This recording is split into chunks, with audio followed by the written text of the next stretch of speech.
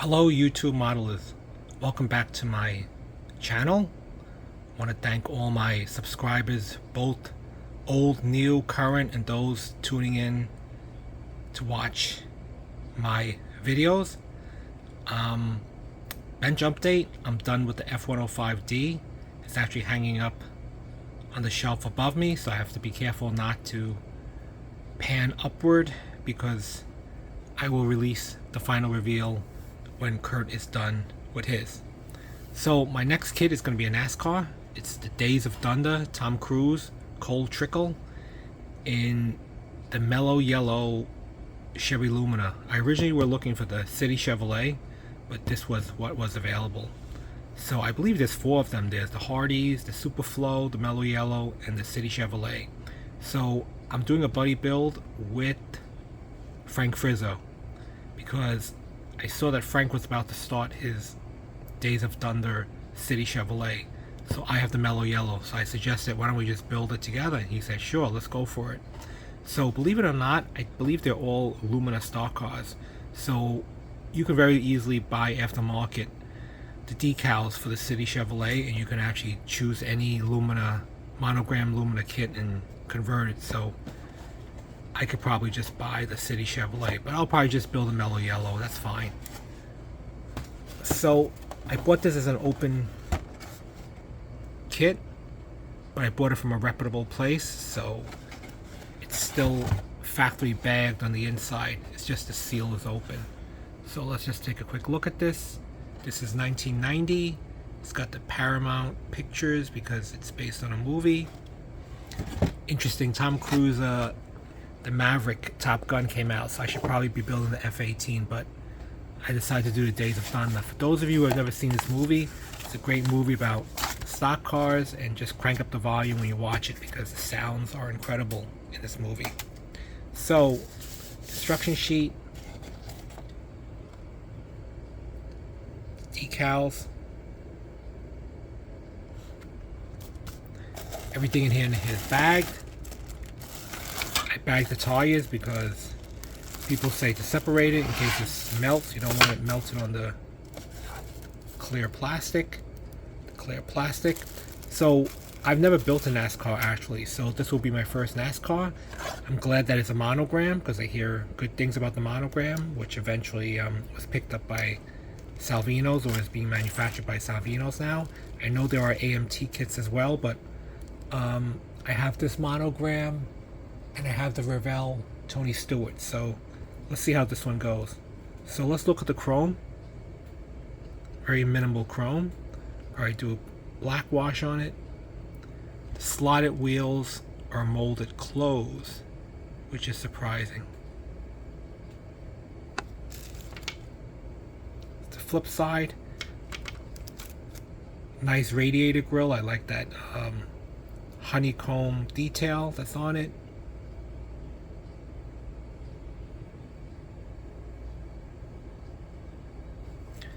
What does it say? Does it say Chevy Racing on the valve cover? What does it say? It's got the Chevy bow tie on it. Alright, so I'll be back after I open this bag. Alright, I opened the bag, so let's take a look at the parts. Body looks kind of simple. These lines, I guess, is where the styrene meets the seam. You see, I mean, it's great that it's molded in color. You could probably just spray a clear coat over it, but I'll probably spray it with primer and another coat of black, because you see that line? I think that's when the injection styrene gets injected from different areas where they meet, right there. But body looks nice. I mean, not much detail like on a stock car where you can see emblems on the side.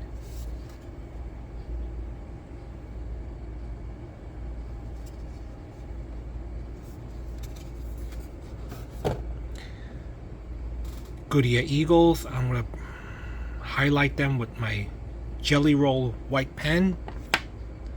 The clear plastic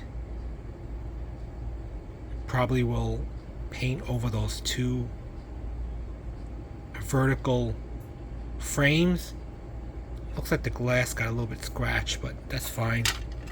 During racing, I think they get covered up in so much rubber and muck anyway. Very minimal glass. You got the quarter windows, and probably like the ventilation. I think there's a safety net on the driver's side.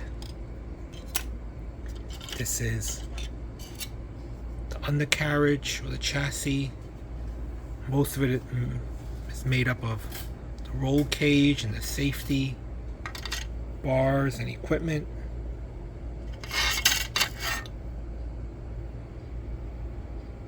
I think it's basically the same kit for all the cars except for the decals, and the molded color is different.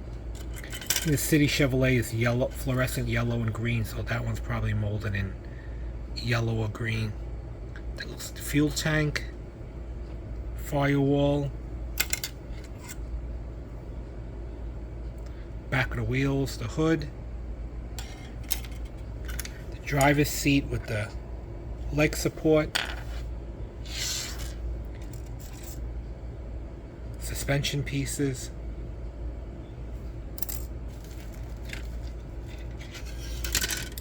engine block, differential, shifter knob, belts, fans, coil springs, instrument panel detail.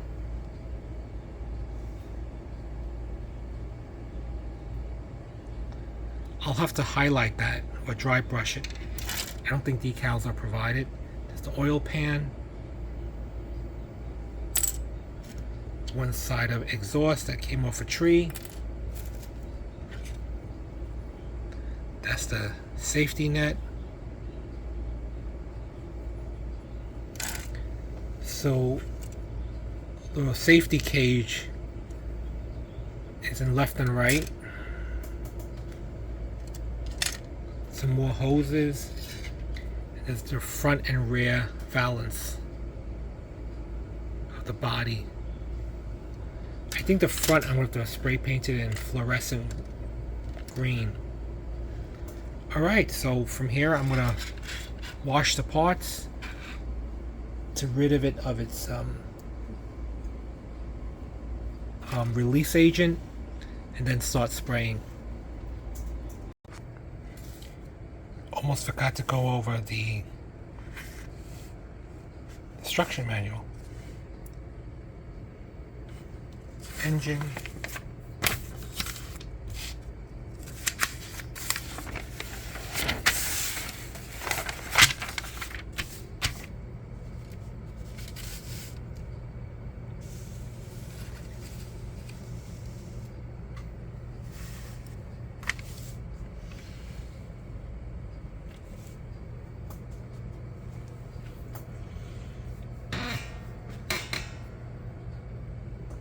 so the hardest part looks like probably the roll cage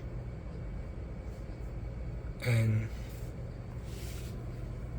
the details, like the decals, I mean.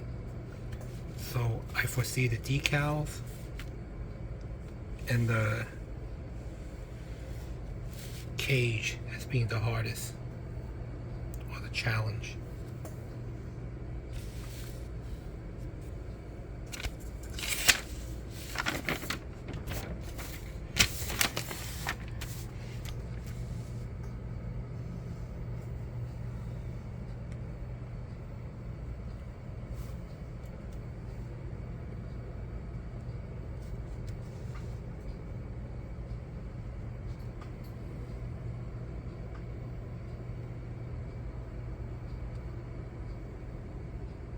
Decal placement. Okay, so that's it. I have to, before I start, I usually write down the colors that's required and match them with the letters, so I don't have to keep referencing back and forth. Just remember, if you're missing parts, you can send it to Illinois. I wonder if they're still around, or at least if their office space is still there.